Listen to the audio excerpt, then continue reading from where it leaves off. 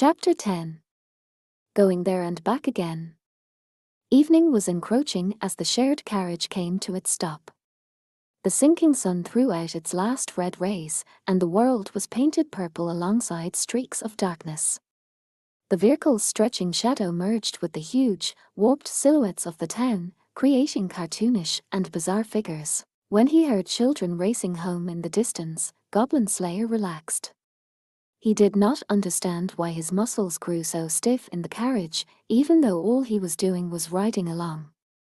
He was fully conscious, but his body felt heavy, his head fuzzy, and his footsteps uncertain and light. I suppose this is the moment, he decided, closing his eyes for a few seconds to push back the dull pain within them. He recalled hearing somewhere, once, that humans could only fight continuously for at best about 20 days. Without rest, any more than that would likely degrade their abilities in a number of ways. Goblin Slayer was not so optimistic as to assume he could last that long. He set off at a bold stride, making a beeline for the building that towered next to the main gate, the guild. He would make his report, collect his reward, see to his equipment, get some rest, and then go out once more to kill goblins. It was the exact same routine he always followed. It never changed. It couldn't, but as he went to open the guild door, whoa! Oh my! It opened from the other side, and he found himself nearly running into a man and a woman coming out. The man jumped back a few steps when confronted with the steel helmet covered in crimson stains. His well-endowed female companion simply stood with her staff at the ready and her lips forming an elegant arch. "Geez, pal," Spearman said with a tremendously tired expression.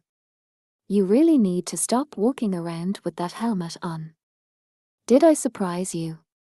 "No more than usual." "You know, you look like living armor, yes." Witch's giggling seemed to make the already nonplussed Spearman even more irate. Goblin Slayer turned his helmet from one side to the other, watching them without concern. Spearman was equipped with his armor and his beloved spear, a knapsack hanging from the point. As for Witch, she was wearing her usual outfit and held her usual staff. She also carried a cylindrical container with a scroll in it. It was perfectly obvious where the two were going, off on an adventure. Yes. Witch's eyes, graced by long lashes, narrowed slightly. "A date, if you will. And I guess you've been up to goblin slaying." "Yes," Goblin Slayer nodded. "I just finished." "For sure," Spearman muttered, then opened his mouth to say something else.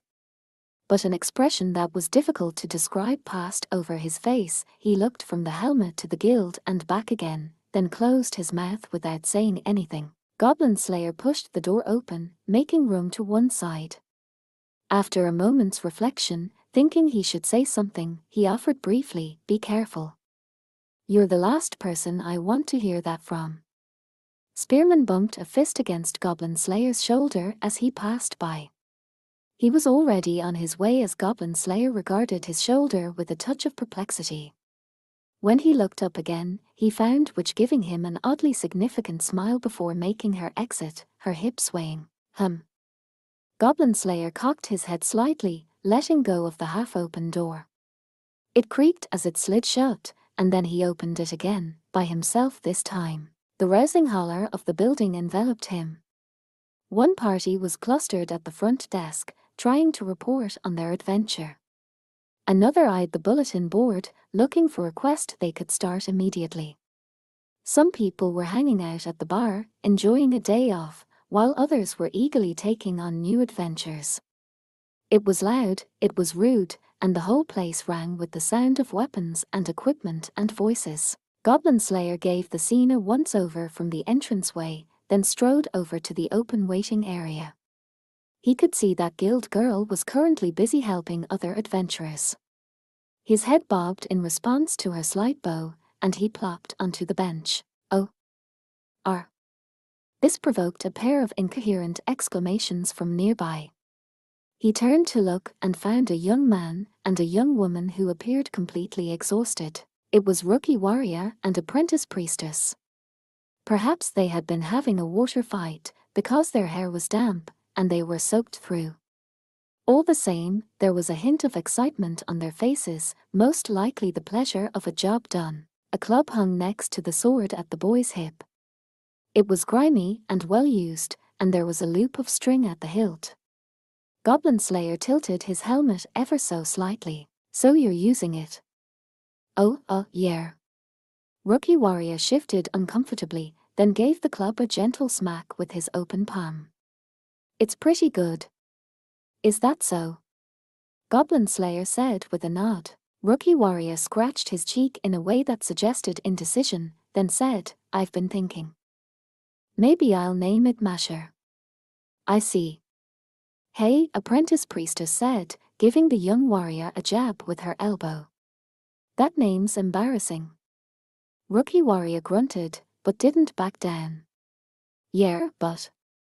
Goblin Slayer looked from one to the other as they began to bicker, then stood up. The party in front of Guild Girl was gone. Goblin Slayer was silent for a moment, but before he began to move he murmured, That's not bad. Their argument stopped in an instant. The boy and girl gaped at the cheap-looking steel helmet as though they couldn't believe what they'd just heard. The helmet inclined just a bit to look down at them. It won't do for throwing, but that string is clever, the quiet voice went on. Maybe I'll try it. The two young adventurers found themselves looking at each other as Goblin Slayer turned his back to them and strode off. At the reception desk, Guild Girl, finished with the other adventurers, was straightening a sheaf of papers. When she saw the grimy steel helmet, she gave a bright smile. Welcome back, Mr. Goblin Slayer. Thanks. The chair groaned under his weight as he sat down, and he briefly registered some unfamiliar objects on the reception desk. They were dolls small enough to fit in the palm of the hand. No, it was a group of 5 or 6 pawns in the shape of adventurers. Oh, these. Guild Girl couldn't restrain a giggle as she patted one with a fingertip. It seemed to be a warrior in light armor. It stood with a tiny shield and sword, and she placed it gently in her hand. I found them the other day. They're just game pieces, but I felt a little bad putting them away somewhere. Is that so? She nodded at him and put the figurine back in its place. A lightly armored scout, a knight with a steel helmet, an elf sorceress, a dwarf warrior, and an elderly monk. Is this a party? Yes. Adventurers who set off to close the gate of the tomb that leads to hell. Not that they ever quite managed, she scratched her cheek. It's well balanced, he said. Yes. It's a very good party. She talked about their adventure as if it had actually happened. How they had found the entrance to the tomb, fought with the guardian monster in green, and the terrible maze. Goblin Slayer listened in silence until Guild Girl came back to herself with a start. Pardon me. I've just been going on all this time. Don't worry, Goblin Slayer said with a shake of his head. It's quite interesting. It is. Guild Girl cocked her head with a slight bob of her braids. Then she gave a little cough.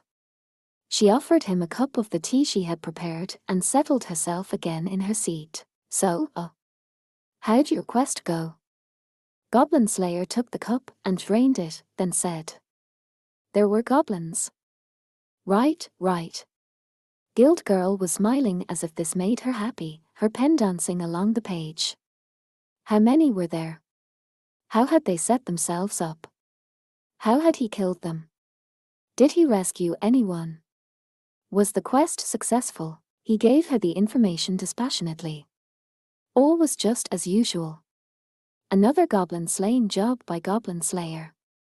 When she had finished taking down a quick report, she read it back over, double-checking everything. It was all in order. Guild Girl congratulated him again on a job well done, then put her seal on the report. Now the job was truly over. All that was left was to get his reward from the safe. Now then, your reward. Oh, that's right. She clapped her hands with their neatly trimmed nails. There was something she mustn't forget. Do you remember the village from the other day? Which village? The one you went to alone.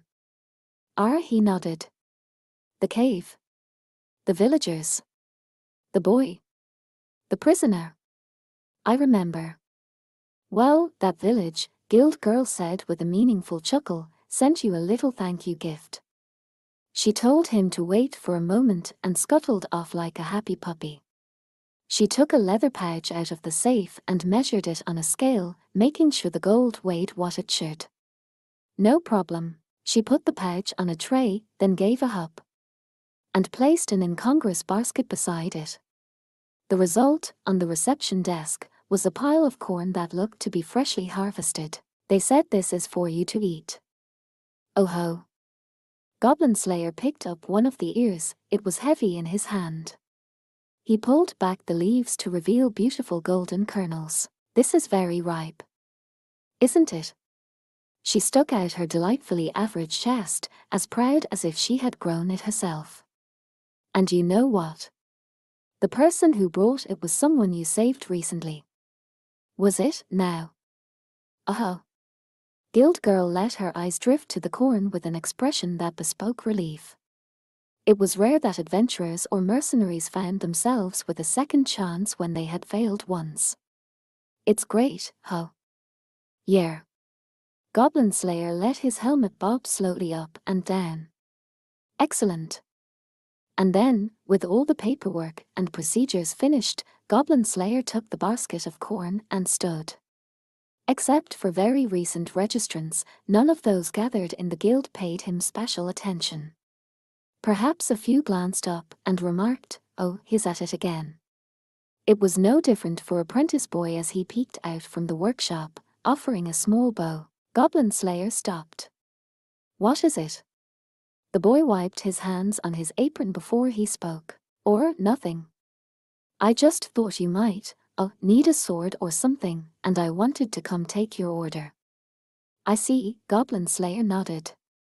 In that case, one, please. Sure thing.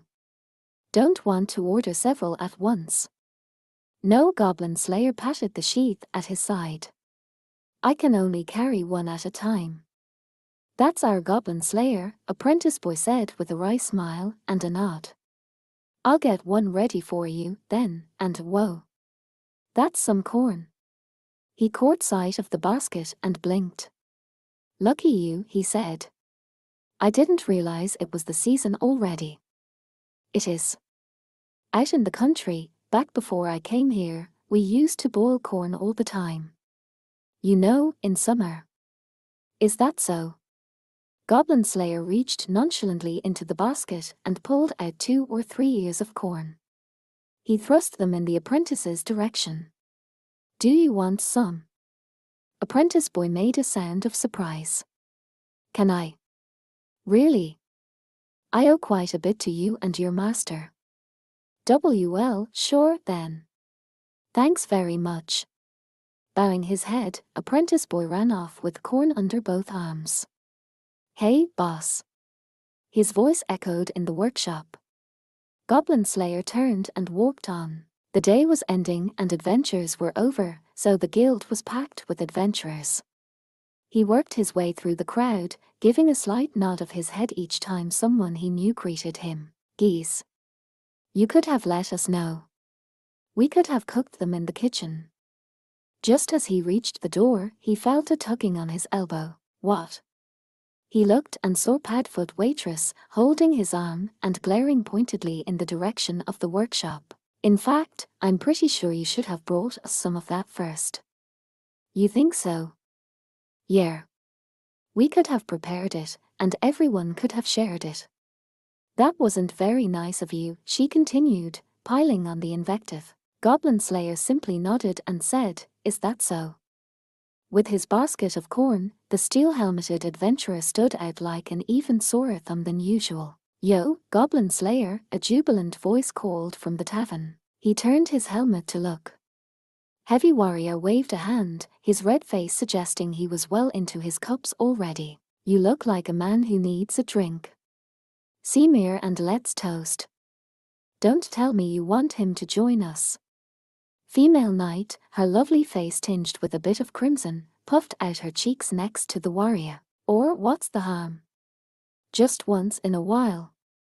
Some of us would like something other than goblin stories to go with our drinks. Her chair clattered as she stood with an exasperated mutter of "Oh, forget it," and changed seats. Move over, kids. The paladin's sitting here. I dunno, you really think you can call yourself a paladin with a mouth like that, said Scout Boy. You watch yourself. See if I don't holy smite you one of these days. Sure? It's been nothing but shield bash with you lately, Druid Girl commented. And what, pray tell, is wrong with the knight using her shield? Blame the gods for not giving me any miracles. Arg, will be quiet already. A man can't hear himself think. Scout Boy and Druid Girl had started arguing like children when female knight pushed them out of the way. Heavy Warrior broke in and glowered at everyone. He had no attention to spare for Goblin Slayer. Just as the latter was trying to figure out what to do, a shadow appeared beside him. It was the half-elf from Heavy Warrior's party. He offered an elegant bow of his head and winked. I will have a word with our esteemed leaders. Please pay them no mind. No kidding. Padfoot waitress said with a chuckle. They're worry past drunk. Nothing to see there. She waved her paw-like hand as if shooing something away. All right, sir, off with you. It wouldn't do to keep anyone waiting, would it? Goblin Slayer turned his helmet toward both of them, then toward Heavy Warrior at the bar. He looked up, then down. Thanks. No problem. She answered his quiet word of gratitude with a smile, and he said nothing further as he left the building. Jostled by the adventurers all around, he opened the saloon doors and went outside. There was a cool night breeze, and within his helmet, Goblin Slayer closed his eyes. Then he took a step forward. He proceeded down the street with his usual bold, casual stride, heading for the main gate. Then again, the gate was right next to the guild, so it wasn't very far. Still, among the press of adventurers and travelers hurrying through the gate, one massive form stood head and shoulders above the rest. Goblin Slayer stopped when he noticed the distinctive silhouette, and its owner saw him, too. Oh ho, my lord Goblin Slayer. The lizardman's face lit up, and he made a broad wave of his arm to get the warrior's attention. When Goblin Slayer got close enough through the crowd, he could see 3 others at the lizard side. All his usual companions were there. The 4 looked exhausted, their clothes dirty, but a sense of accomplishment was clear on their faces. Dwarf Shaman's nose twitched at the faint smell of blood, and he unstoppered a bottle of wine to get rid of it. What's this? Don't tell me you're heading out again at this hour, beard cutter. No, Goblin Slayer said with a shake of his helmet. I'm on my way home. What about you? Just wrapped up a little adventure. It's sure off with just one person on the front row. High Elf Archer made a sound of annoyance and an exaggerated shrug, shaking her head. Then she reached out and grabbed Priestess, pulling her into a hug. Eek. I'll bet you're pretty tired. And no, the sudden physical contact seemed to throw her for a loop. It might or might not have been why she lowered her head shyly. I'm fine. Thanks to everyone working so hard to protect me. And modest, too. High Elf Archer held the girl's willowy arms, patting her head and chirping, what a sweetie. She managed to look up at Goblin Slayer at the same time, with no apparent intention of letting him get away. Now, she said, I'm no dwarf, but I thought we should have a little treat. I see. Ooh, is that corn? The elf's eyes, ever sharp, fell on the basket Goblin Slayer was carrying. Unless she was terribly mistaken, it was full of ripe, yellow corn, still in the leaf. Ooh. Ooh. Can I have some? Please? No sooner had she spoken than she had let go of Priestess and snatched an ear. Are you an elf or a rear? Dwarf Shaman asked, caught between exasperation and amusement. It's fine, Goblin Slayer said, causing the elf to puff out her little chest even more proudly. Priestess was busy being frantic at the whole situation, and Lizard Priest let out a sharp hiss. Oh ho! This was a staple in my homeland. Huh? You mean you eat something besides meat? Priestess asked, surprised. She could see an argument coming on despite their fatigue, and she wanted to avoid it if at all possible. We often made porridge from it or drank it in a soup with honey or agave. Wow! I can hardly picture it. High Elf Archer leaned in, her interest successfully diverted, and Priestess let out a small sigh of relief. In that case, I shall prepare some. Yes, my Lord Goblin Slayer. What? If I may trouble you, I would like another round of cheese. Millimeter. Lizard Priest's head bobbed restlessly, and he couldn't hold back a slap of his tail on the ground. I'll have it delivered directly to your room. My gratitude knows no bounds. This has become an addiction with me, he went on in this vein, with cries of oh, sweet nectar, and the like. Orkbolg, High Elf Archer said, watching the lizard out of the corner of her eye, why don't you just bring it yourself, then? Then it would not be farm work. Did that count as a kind of integrity? High Elf Archer flicked her ears and giggled. That's perfect, then, I was just thinking of asking you to do some work. Goblins? Absolutely not, High Elf Archer said with a wave of her ears. I want you to see this girl back to the temple. War. Priestess had not expected to become the subject of conversation. She found herself being pushed from behind until she was standing in front of Goblin Slayer. She looked frantically from him to High Elf Archer and back. I'm fine by myself. It's not far. The open road's a dangerous place at night. Dwarf Shaman ran a hand along his beard, a teasing smile on his face. Goblins could show up at any time. Isn't that right, Beard Cutter? Yes, Goblin Slayer said with utmost seriousness. But aren't you staying at the Guild Inn? Yeah, but it sounds like she's got something to do with the autumn festival, When High Elf Archer looked at her for confirmation, Priestess seemed unable to form an answer. It was true, apparently, but admitting as much would mean being escorted back to the temple. Lizard Priest cornered her further, adding his voice to the chorus, you would do well to let him accompany you. T'ain't the time to be shy now, lass. Everyone sounded so serious. They couldn't be wrong, could they? Priestess looked from one to another, hoping to find some hint in their faces, when Goblin Slayer started moving. Let's go. And he strode off with those two blunt words. Why yes, sir. Priestess found herself scurrying after him, anxious not to be left behind. She glanced over her shoulder to find the other three watching them go, their smiles suggesting they were amused by the scene. She found that strangely embarrassing and felt the heat rising in her cheeks, but she bowed to them just the same. I'll see you tomorrow then. Goblin Slayer stopped and thought for a moment, his helmet tilting just a little, then started walking again. Priestess hurried to catch up as he got farther and farther away. She only caught up to him when he slackened his pace. Have you been, busy recently? Priestess gazed up at him, struggling to bring her breathing under control. He wore the same steel helmet as always. If the headgear had not already concealed his expression, the darkness would have. Yes, Goblin Slayer said with a nod. I needed some money. Money? I've saved enough now. Priestess tapped a pale finger to her lips, watching the ground in thought. She felt a touch of dissatisfaction and a touch of worry. She didn't experience it as jealousy, exactly. It was a sadness, almost an anger, that he hadn't called upon her. He should have felt free to let her know. As she stood thinking, he kept walking, and she made an effort to catch up. It didn't take them long to reach the temple of the Earth Mother. We're here. When Goblin Slayer called out, she looked up to find herself at the doorway to the temple.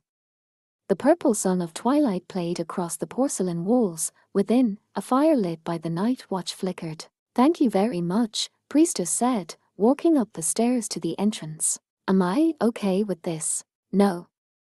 No, she wasn't. That was why she plucked up her courage and spoke.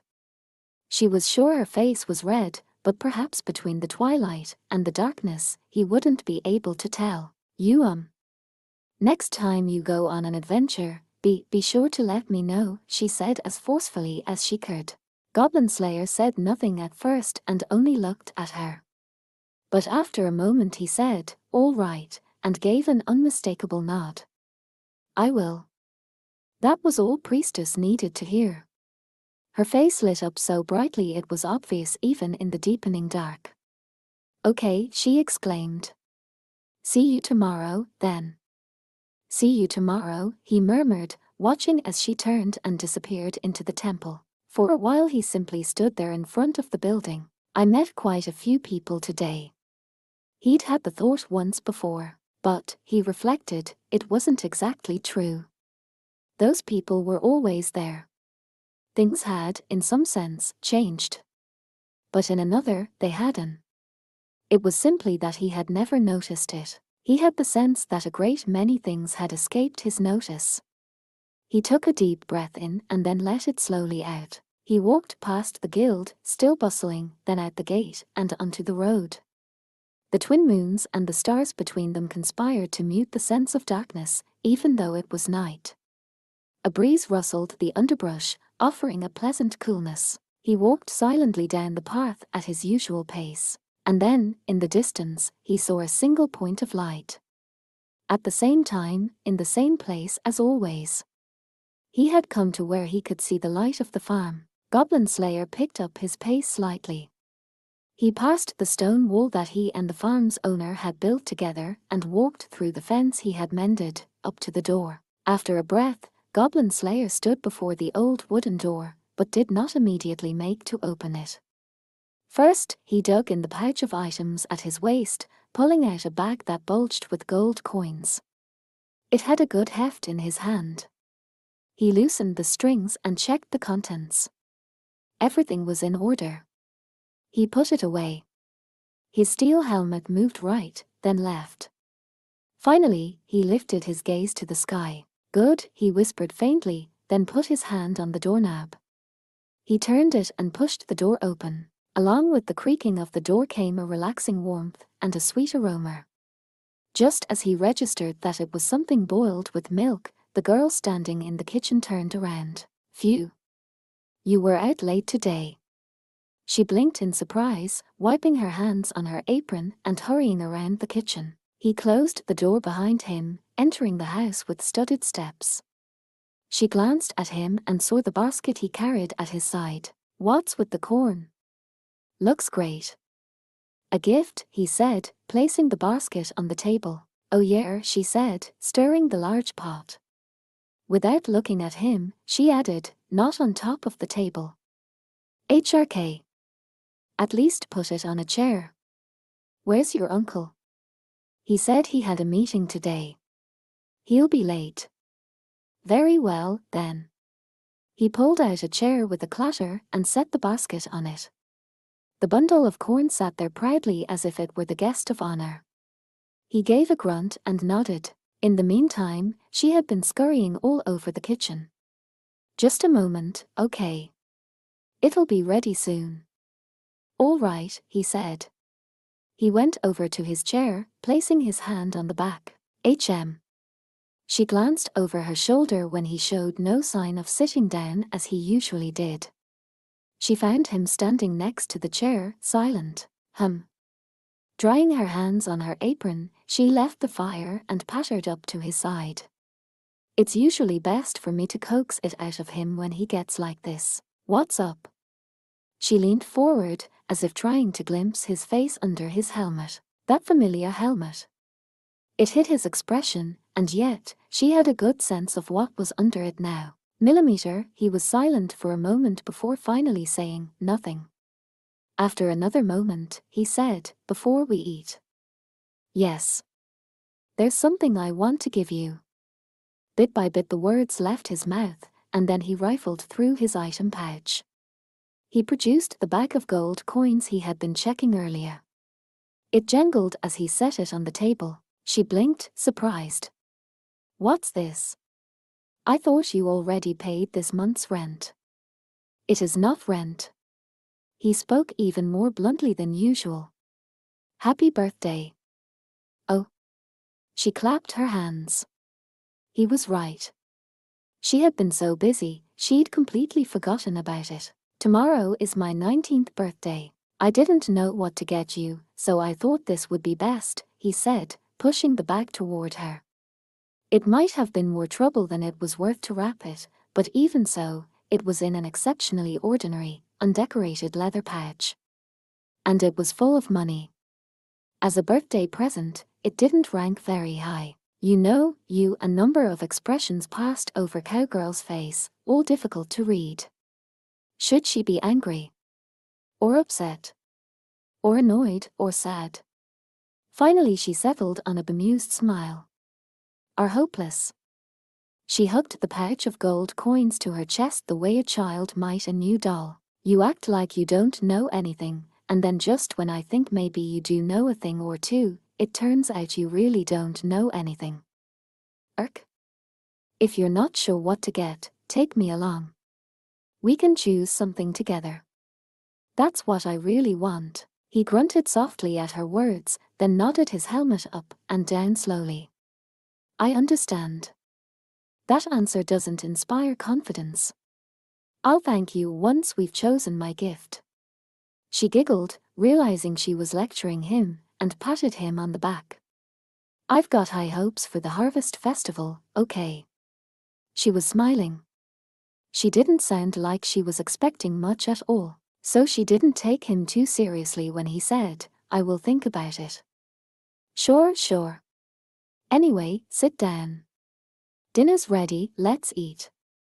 Then she placed her hands on his shoulders, made broad by his armor, and guided him into the chair.